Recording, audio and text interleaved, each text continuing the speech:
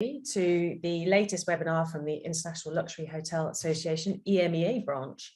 And today we're going to be discussing Portugal, your doorway into Portugal, and we're going to be looking back at the huge success that Portugal has had in the last 10 years, of maturing from tour groups and resorts to attracting a diverse number of international guests, international investors, and a burgeoning luxury travel hotel market.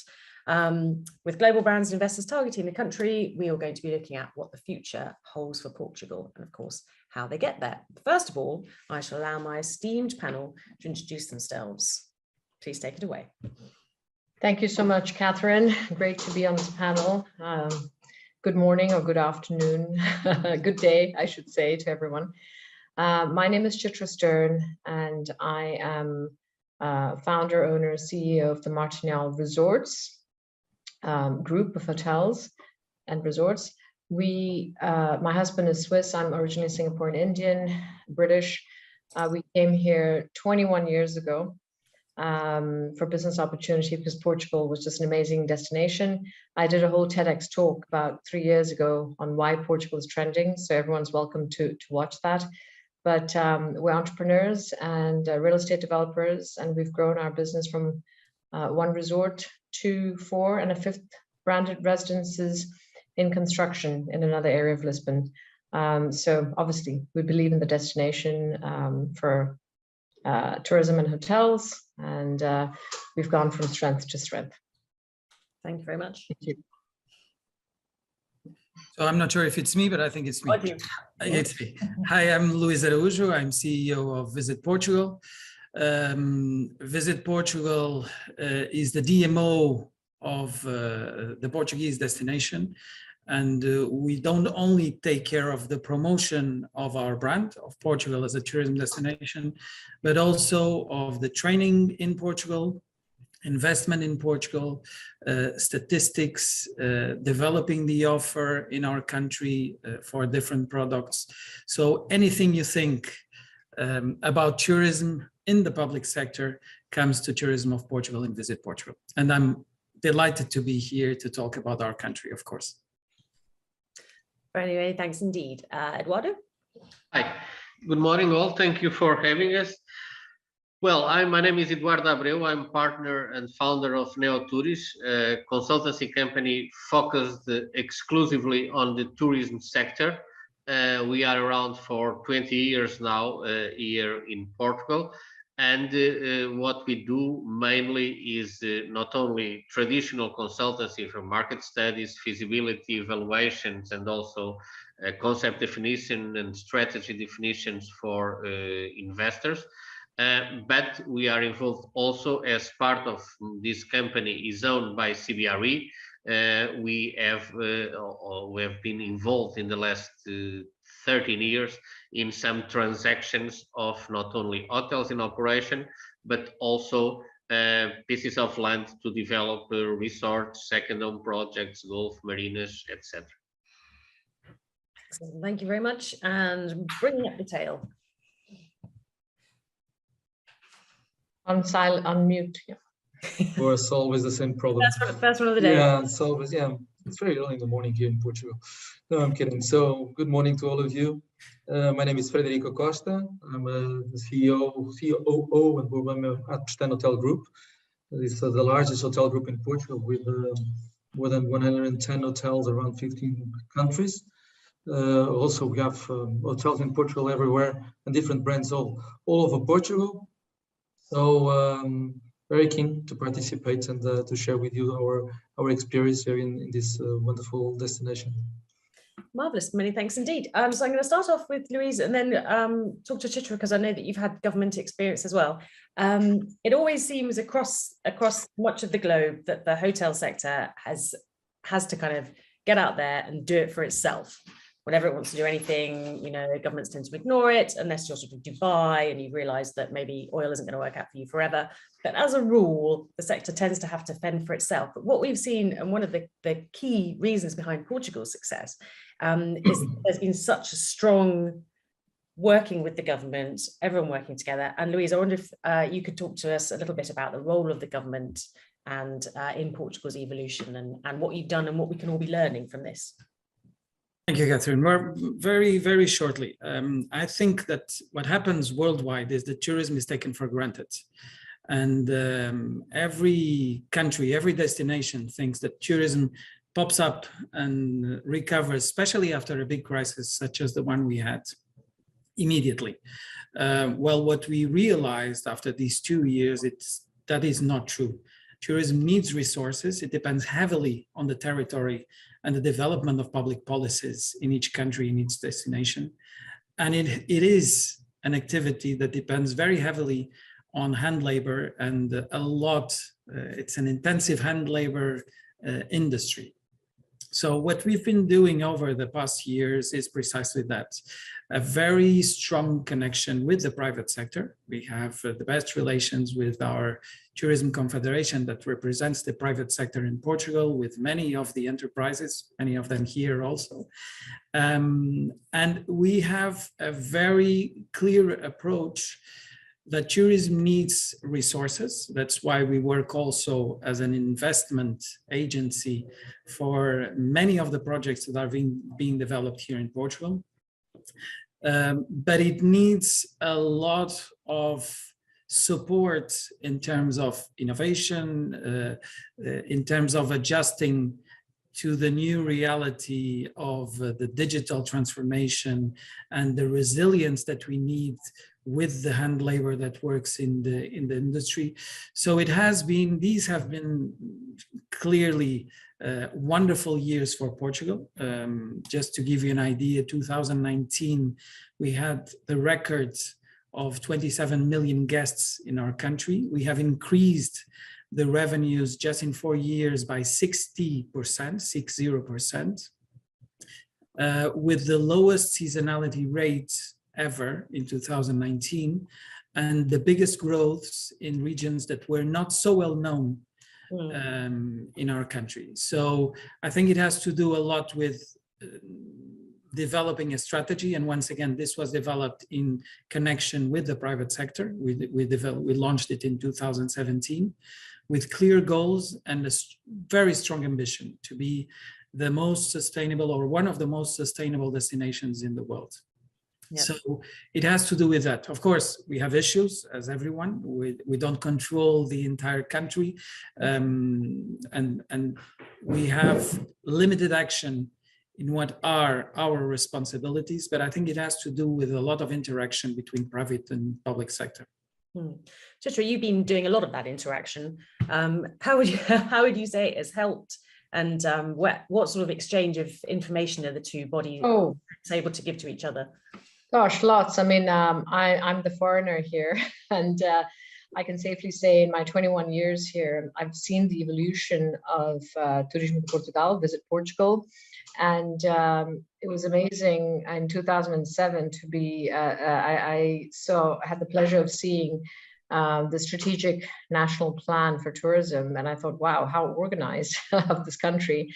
And they introduced several initiatives over the years with public-private partnerships. You know, there is something called the commercialization and sales plan, for example, in the Algarve, where the government, you know, pays back some of the expenses in priority areas, which has changed over the years. So it sort of brings the private sector together with the government objectives, which is really very highly intelligent and advanced. And we have good relations with Luis Araujo. The Secretary of State of Tourism is very connected to you know, the sector. And you know, there's a lot of good work that's been done over years, which has been kept and added. You know, when we came, my husband and I, from London in 2001, when we moved to Portugal, you know, things were getting going. Portugal was still the most undiscovered country in Western Europe. This is not the case anymore. And, you know, what I love is that the good initiatives, even in successive governments, are kept and developed upon. And so lots to say. I mean, I don't have enough time in this webinar to say it, but as I said, I'm a very public person and transparent person. You can read all the stuff I have to say about Portugal on my LinkedIn, TEDx talk, webinars. So you'll find a lot of stuff of what I, as a foreign entrepreneur, think about the tourism sector in Portugal. I've seen it, it's all true and very inspiring. Eduardo, how important is it for investors that the government has this strong link to the sector? Well, it's very important, no doubt. But let me get one step behind.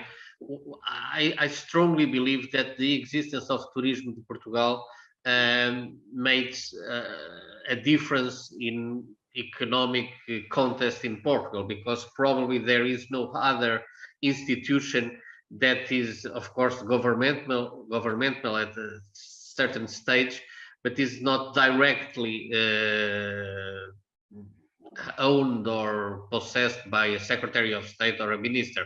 And the fact that in the last 15 years, Turismo Portugal maintained the strategy and the main policies, regardless the government there is in place, it's a huge success, and makes the difference for sure in the Portuguese development. I remember also only the air transport initiative to attracting new routes and new companies, and that, for example, if Turismo Portugal changes their policies every time that the Secretary of State or a minister change, probably was very difficult to maintain in the last years, and that is very important.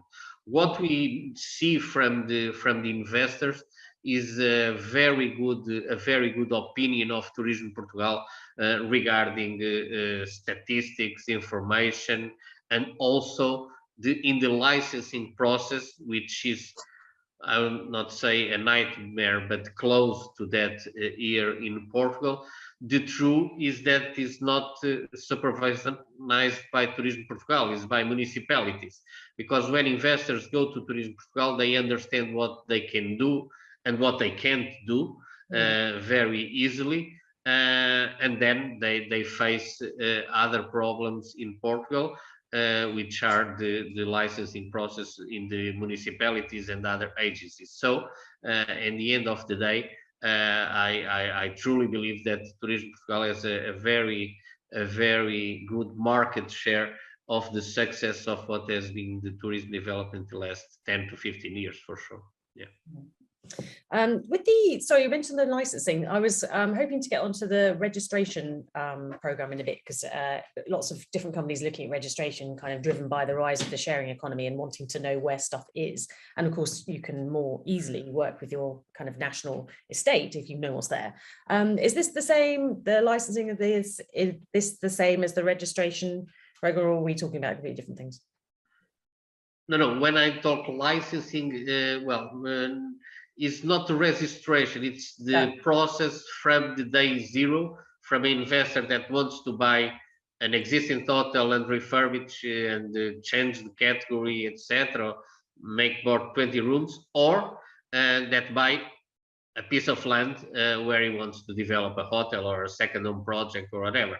And that is still something that needs to be addressed by the government, not by the Turismo de Portugal, or if the government gives some power to Turismo Portugal, the things might, I don't want to give more work to Luis, but the things could be much better, because timing is very important in terms of the investors, and they see, okay, the strategy of Turismo Portugal is good, the flights are coming, the promotion is good and fits our objectives, but if it's difficult to develop a 5-star hotel from scratch, maybe I need to double think if I should step into or not. And so that is what I was trying to tell.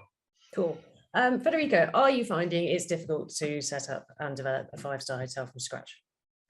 And then Chitra, we'll look at hear a bit of... Well, 2 or 3 thoughts about it, about those things. For instance, for the last 10 years, I think, for every hotel that we open abroad, the different country than Portugal, we open and we inaugurate 2 in Portugal. It's not because we are a Portuguese company, it's because the numbers and the figures are here.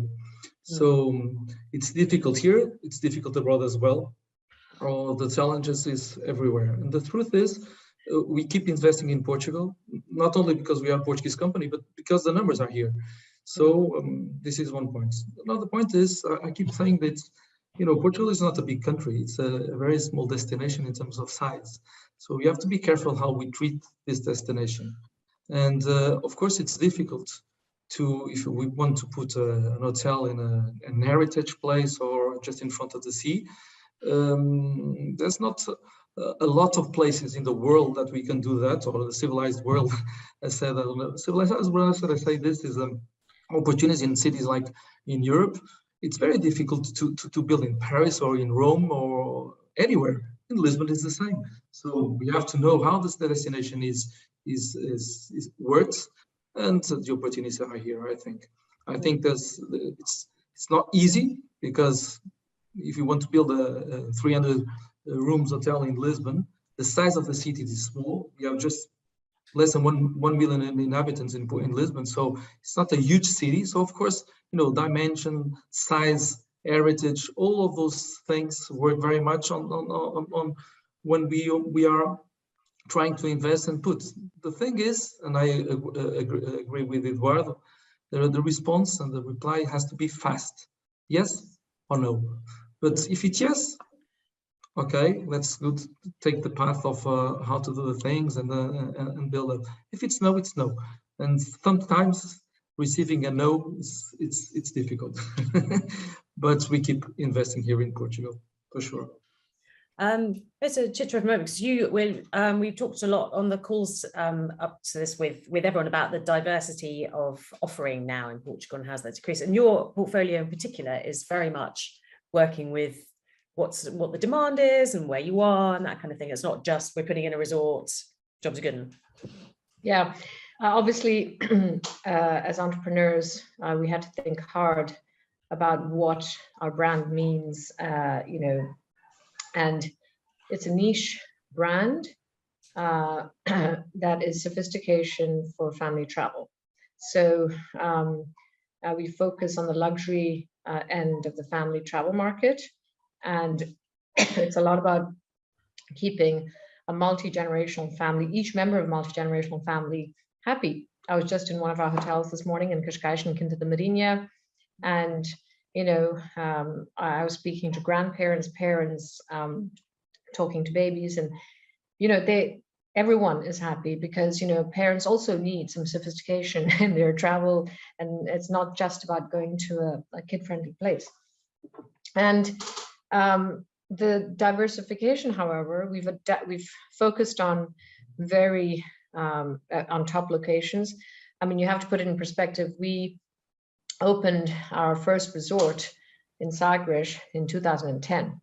And if you could survive the global financial crisis, we were a handful of developers. We built that resort from scratch, and we were one of the handful of developers who survived the global financial crisis and come out of it alive.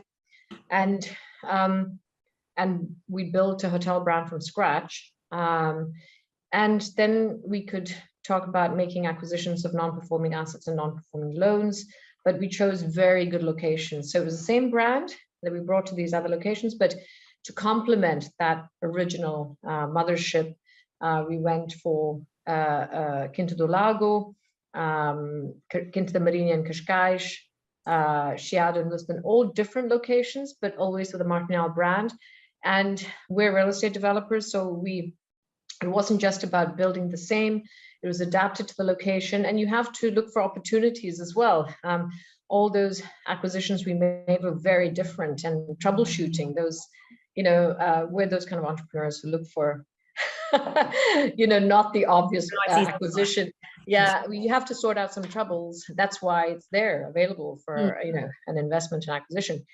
So, and the fifth one we're building is a branded residences project. So it's about innovation as well. So like the Chiado project was the first city center family hotel. It's 37 apartments, it's boutique, but they're apartments in Chiado right on, Rua da Alecrim and Rua das Flores. So parents are able to have time with their children, but we have a kids club where the kids can be looked after when the parents go and enjoy José Abreu's restaurants or Kiko Martinhal. So very adapted. And the new branded residences project it'll have people living. It's like in Dubai, Miami, Singapore, where we're used to serviced apartments. So it's 24/7 service with facilities, pools, kids club, great restaurant with very innovative concepts. But people will be living there as well. So, you know, on the upper floors. And there are, you gotta, you know, you have to be dynamic as an entrepreneur, as an investor, and look at what the needs, current needs are.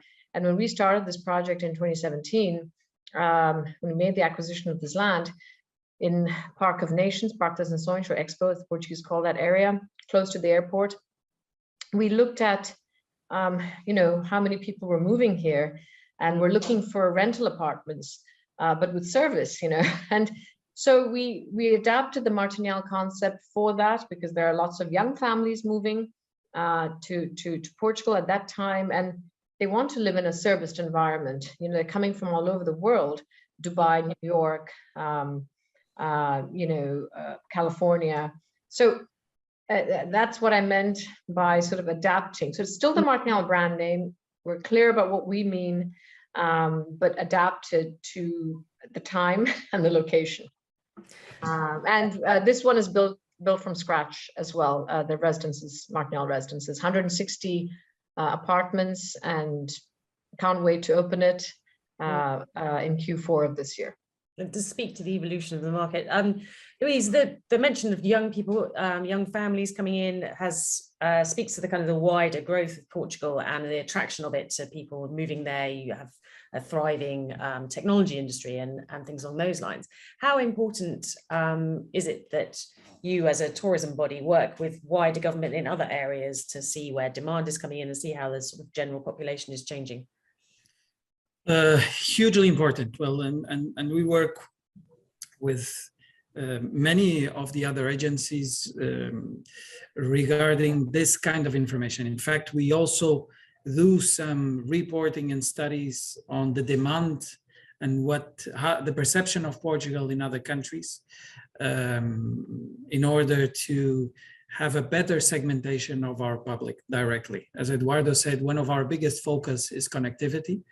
You have to see that 70% of our tourists are foreigners, and 90% of them, 90, come by plane. So connectivity is hugely important. We have improved a lot the connectivity and reduced the dependence on our 5 main markets inside Europe, which were inside Europe, of course. We have grown a lot in the United States of America, Canada, China, Brazil. So it has to do a lot, of course, with our work collectively, and Chitra mentioned very well, this is done together with the regions and with the private sector also. So the promotion is taken very seriously in these areas. But regarding the perception, and this is something very clear for us, we do the study every 5 years. And it's quite impressive to see the evolution of Portugal and the brand Portugal and destination Portugal over the past years. We always say, and I always say now, that we have a fertile ground to plant whatever we want in Portugal. Respecting the rules, as Frederico says, we want to be sustainable, surely. We want to protect our authenticity and our territory and our values, definitely, yes. But it has been quite impressive to see the evolution, the positioning of Portugal as a brand and as a country that welcomes everyone and respects the differences. That's our purpose. But even more than that, a place where you know you can do business, a safe place, and especially a place that you see there are a lot of opportunities to grow. And Chitra is a wonderful example, because when she started 2007, wasn't Chitra? Yes. 01 we came here. I met you in 06, I think. 06. Okay. Yeah.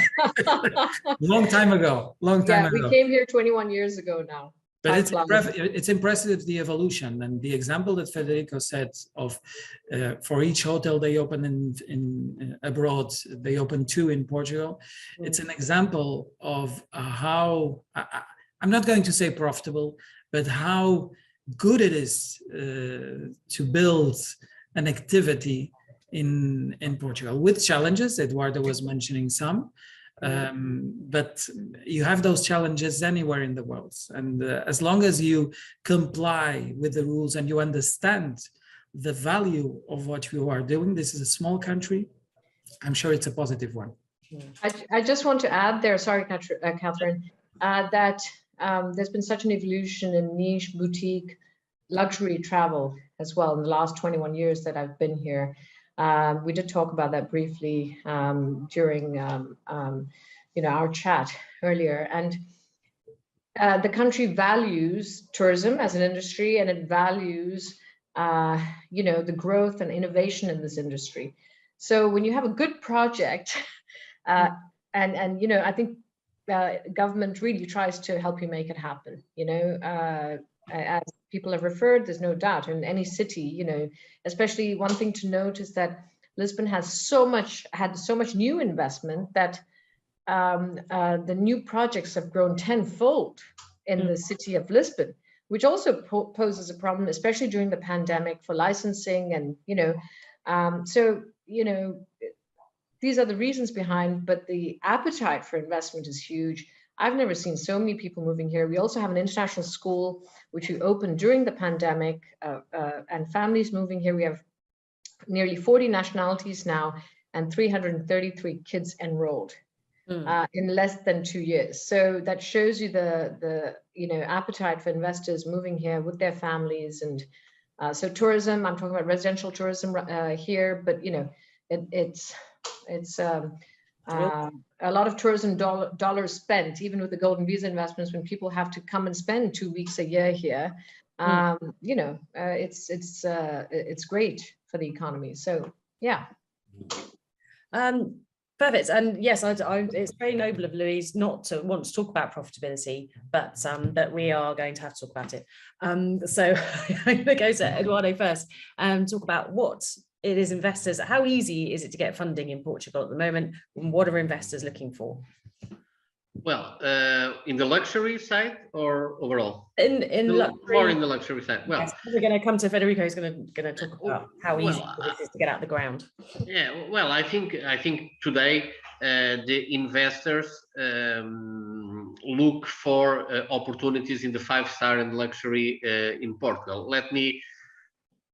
10 years ago, we organized a tender for a management company to step into Lisbon in a project near Rocio, so very well located, for a luxury hotel for ADRs above 500 euros. And we had 0 proposals because all the big guys, Mandarin Oriental, Jumeirah, Six Senses, you name it, they say, well, we believe, but we need to have some more evidences that the market is there. 6 months ago, we made the same tender for a Príncipe Real project, very well located also, and we have 14 proposals for the same kind of hotel, which means that today the investors and also the operators believe that there is space in the market in Lisbon for 400, 500 euros ADR plus, because they also feel sometimes that they need to have some evidences to go ahead.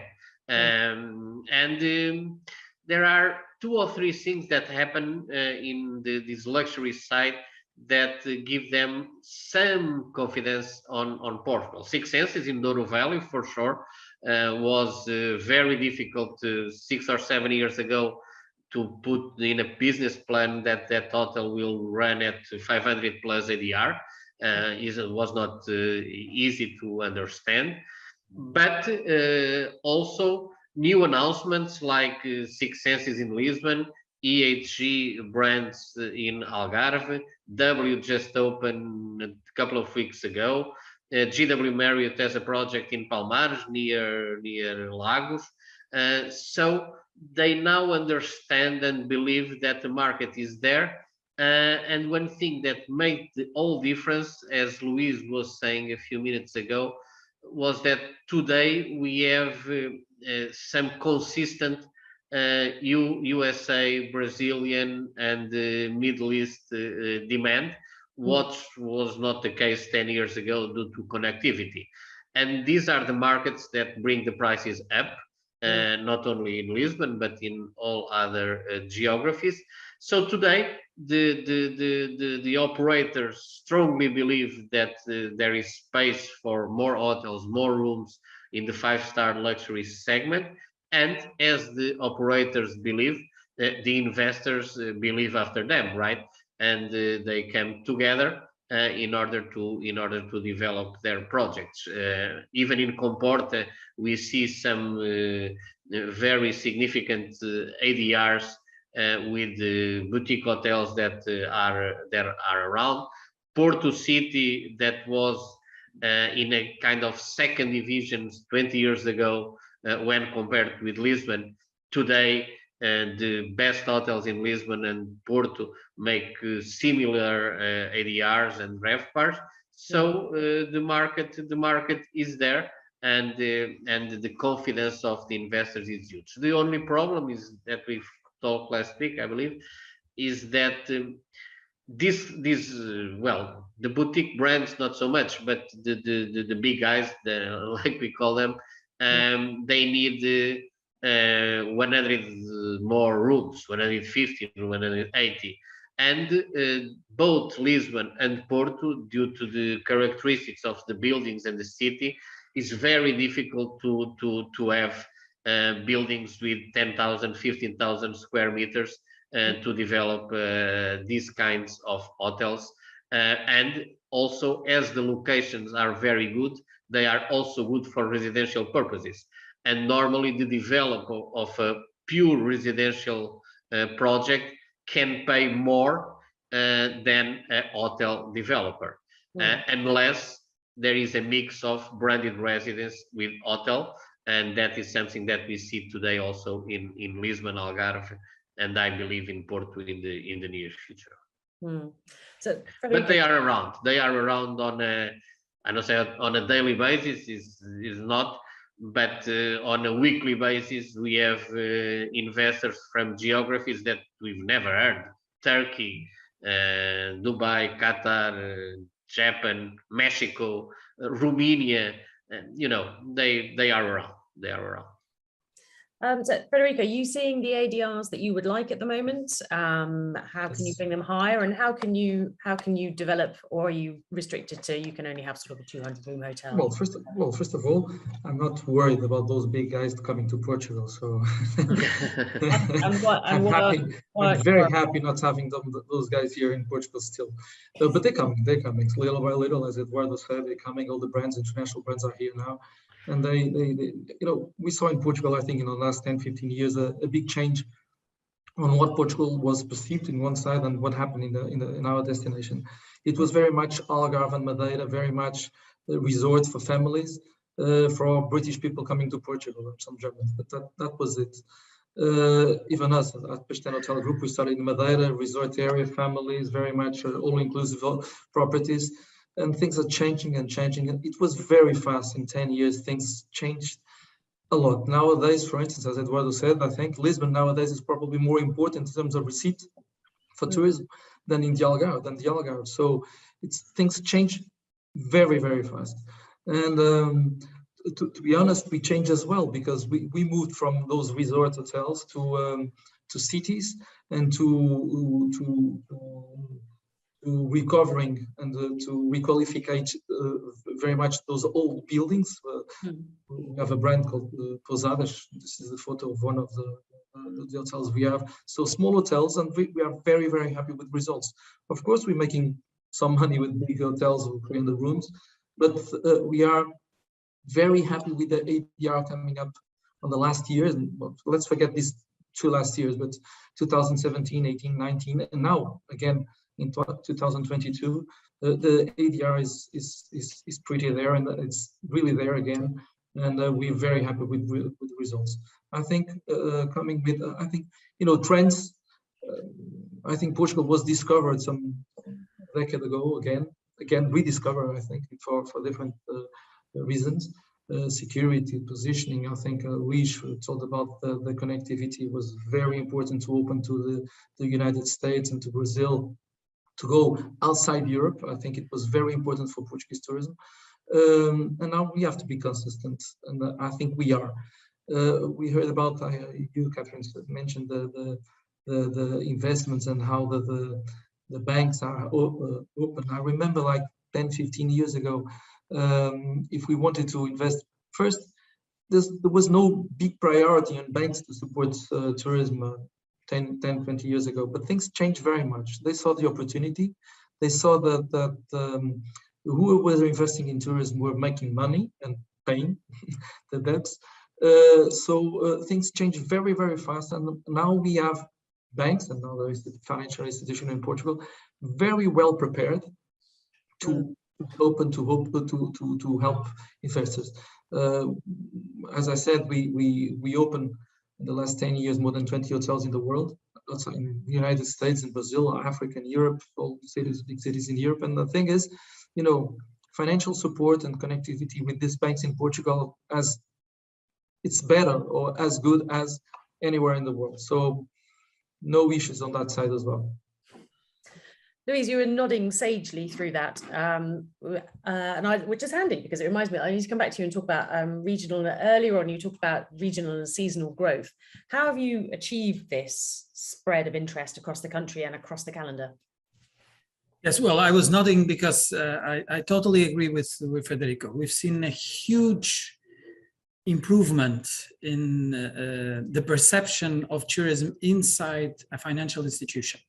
We work with all of the banks in Portugal. In fact, we have shared lines, and it was interesting that you asked in the beginning how easy it is to get investment. I would say it's very easy as long as you have a project that is sustainable itself. But I think that happens anywhere in the world and in any industry.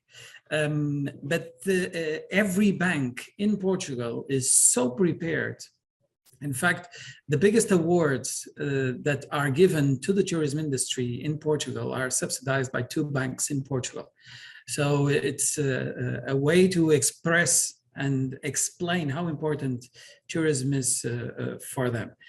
How do we develop this on a national level? Well, showcasing, of course, connectivity is fundamental, and we work with the 5 airports in Portugal, the 5 international airports. It's based on the perception, first, we are a small country. From Lisbon to Porto, it's a 2.5-hour drive. To the Algarve, it's a 2-hour drive. It works very well. The connection with the islands have improved a lot. Just to give you an idea, Madeira has 46% plus capacity than they had in 2019, just to give you an idea how big the improvement has been in connectivity. And of course, we work a lot with developing new products and high-end products. We're pretty much focused on promoting our contemporary art, our literature, cycling and walking in all the country, our oceans. So it's a lot of searching for purposes to travel. And that's something which is very important to us, and Eduardo mentioned it. It's not only, and we feel it when we have a conversation with any investor, that they look at Portugal and say, no, we want first row at the beach, or first line at the beach, or we want a building with 500 rooms in the center of Lisbon. Profitability has been hugely improved in regions like the Alentejo, with 20, 50, 100 room hotel, or in the center of Portugal, or in the north of Portugal, in regions which are not so well known, but you have this heritage buildings and this patrimony, which is amazing.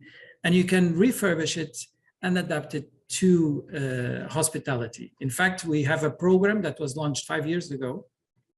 It's the Revive. We're talking about public buildings like monuments, palaces, monasteries, castles in Portugal that are completely abandoned. And there are public biddings for the private sector with a very low rent. Of course, the private sector does the investment, and they can keep and explore the buildings for 50 years. This has been very successful. We're talking about 2 hotels that already opened, more than 22 projects that have been concessioned. And most of these buildings are outside of the big cities, outside of the big destinations. So when we talk about the first line of beach at the Algarve, please consider and think about the interior of the country, especially considering the new trends in consumers. If you think about this, there are huge opportunities in our country to explore and to develop, related with wine tourism, with industry tourism. We've seen a lot of hotels connected with the traditional industries in Portugal, from mining to cork collecting. So there are huge opportunities. And of course, our role is not only to promote those opportunities, but to promote the new products, especially in high-end segments. Frederico, is the future for you in Lisbon and sort of more of the city destinations, do you think, or are you looking at abandoned monasteries? And this monastery that we have here in the picture is a 12th century monastery. That's it was refurbished and by a very famous architect in Portugal, and we're very happy this path. You know, 1/3 of our hotels nowadays in Portugal, we can brand them, or we can say that are on the position as luxury hotels, and we're very happy. That wasn't like this 10 years ago. So from 0 properties in 50 years time or 20 years time that we started, and now, and you know, concentrate our efforts on these little properties, but with lots of charm and lots of history, bringing architects, it's a different positioning, and we are very happy. This is not saying that we are forgetting the big hotels and the all-inclusive that we have in the Algarve and Madeira, but this is, I think, is a new trend, and we are very happy with this trend. You know, getting, as Luis mentioned, getting in the interior, getting the real Portugal, getting the sometimes difficult places to find the hotels, but you know, these people will merge with the population, with the culture, and I think it's a new trend everywhere, I think, in the world. So people getting back to the nature and the nature that are sustainable, and so I think we'll keep this path, of course, not forgetting the opportunities on the big hotels in these resort areas as Madeira Island and the Algarve, but I'm not foreseeing going back to these big hotels in those regions. If there's opportunity, okay, we'll go in, but I think the opportunities will be in these different destinations. Chitra, is that something that you're finding? Sorry, had to unmute. Yeah, I mean, it really depends on the kind of investor, you know, how big a property, you know, it has a lot to do with the brand, right? Yes, our expansion from the Algarve, we focused on the west coast of Lisbon, then, or it's the other way for the viewers, west coast of Lisbon, central Lisbon, and now the east side of Lisbon. But you've got to, you know, the regions, as everyone has pointed out, you know, the Alentejo, Aveiro, you know, these are regions seeing a lot of new tourism, you know, because, you know, Portugal is 1/4 the size of California, okay, I mean, to put it in perspective, but has so much diversity from south to north. I mean, I've often said in the past, I mean, since 20 years ago, I was calling this the California of Europe, and it's come true on many fronts, but there's so much to taste, to see, because you really get a lot of variety. It may only be 2 hours from Lisbon to the Algarve, but you've got, you know, Tuscany, Alentejo, which is like Tuscany in between, and then there's 900 kilometers of coastline. You go up north, you're into the mountainous region, and there's winemaking throughout the country. You discover indigenous grape varietals. So you got to think about what your product is going to be and find the right niche for your product. Yes, I mean, we've looked at Revive as well.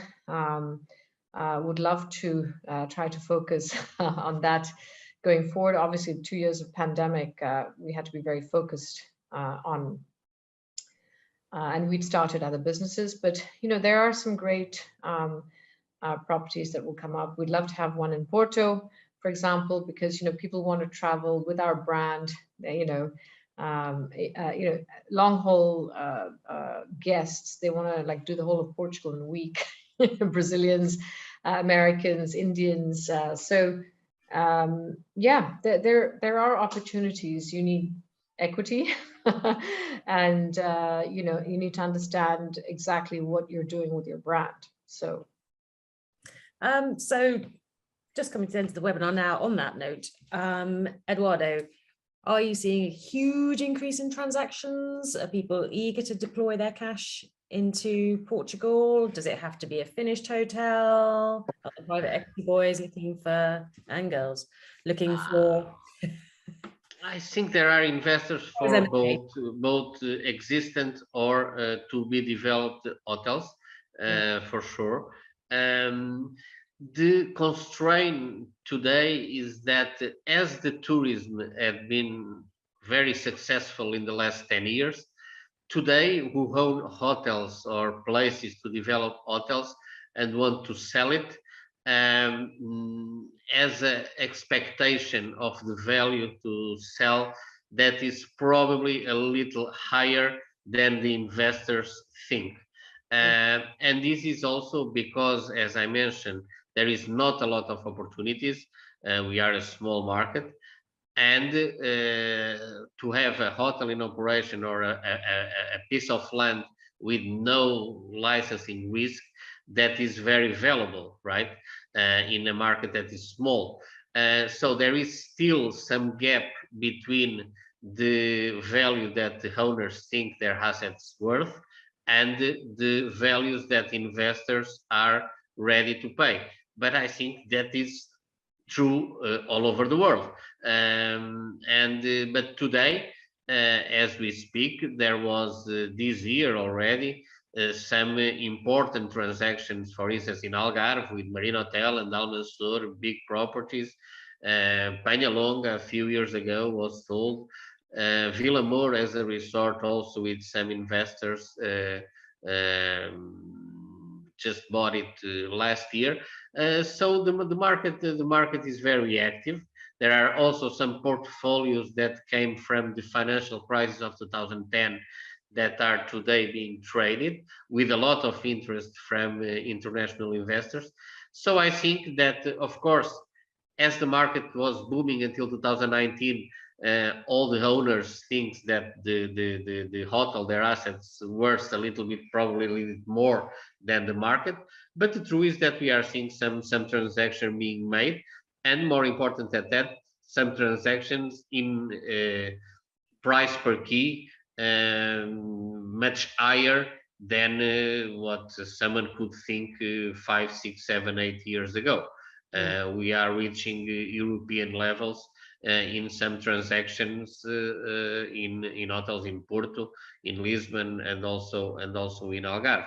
So the market is there, but also take one thing that I think is important. In the 2008 crisis, financial crisis, and now with the pandemic, the truth is we don't see a lot of bankruptcies in the hotel industry in Portugal. So people are resilient. People save, I don't know, some cash that allows them to pass the financial crisis and the pandemic. So if you want to buy a hotel today in Lisbon, I don't want to lie, but I don't know if there is some hotel being sold in the open market. Maybe some transactions being made here and there, but you don't have a site where you see 10 hotels being sold in Lisbon today in the open market, in Lisbon or in Algarve or in Porto or in Douro. So, but as when some hotels come to the market, we have always 10, 15, 20 proposals and 100 NDAs signed for people that don't want to buy that specific asset, but they want to have the documents that are behind that transaction in order to understand better and better the Portuguese market. And that tell us something about the interest, maybe not for that specific active, but they want to know more. because they see his peers in the history, being private equities or pension funds or whatever, investing in Portugal. So they think logically, well, let's have a look because these guys are already there, and so there must be some good opportunities in the market today. And everybody was saying this is a very small country. To say to an American guy or a Brazilian that half an hour distance is far, they laugh at us, right? Because for them it's a coffee after lunch. So it's really that distance type. 10 years ago, if you show in Almada or in Gaia some opportunities, which is the other side of the rivers in Porto and Lisbon, and the investors say, well, but I don't understand. Gaia, Almada is not Lisbon, is far. And now they see it as a kind of a whole same region. Of course, it's better location than others, but the distance is really small. It's really a small country. Mm. So you're not seeing any indications that stress could come into the market and lower some of those values? No, I don't see. To be honest, I don't see. The last transaction was made in Porto for a hotel very well located, but at 400,000 a key, around that, which is a value that nobody would put in a business plan in neoturis or CBRE 5 or 7 or 8 years ago, for sure. And the transaction was made. That's the truth from international investors again. Just to, if you may, Katherine. No, I'm very happy because I love the market working, and I think the time of cheap opportunities in Portugal passed a long time ago. Fortunately, in my opinion. So if there is a great base of demand now, and Eduardo said that for every hotel that is being sold, we have 10-15 people bidding. So this is a really good sign that the market is working. And if the transactions are there, it's because they're paying the fair price, right? Nobody's crazy to pay a not fair price. So I'm very happy with the path. I think the destination is taking, in my opinion. Wonderful, and that seems like a great conclusion. It's no longer cheap, and it's going on a good path. Everyone's happy with it. So on that note, I'd like to thank my panelists for a fascinating conversation. The more I hear about Portugal, the more fascinating it becomes. And I come from a family of Madeiran separatists, so I have no further comments to make on that. Thumbs up.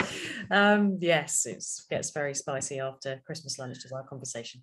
Anyway, I hope everyone watching this enjoys it very much, and thank you all very much for your time. Thank you, Katherine. It's been an honor to participate. All the best. Thank you too. Thank you so much. Thank you.